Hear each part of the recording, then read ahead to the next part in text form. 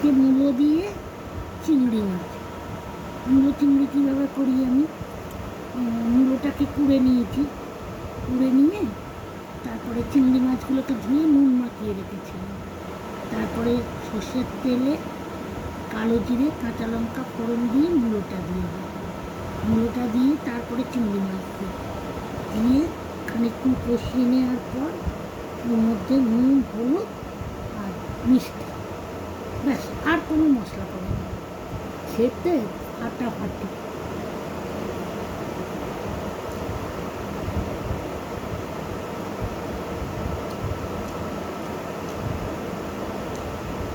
শুধু কাঁচা লঙ্কার ওপর টেস্ট। এই চিংড়ি মাছগুলো খুব বড় বড় পেয়েছি।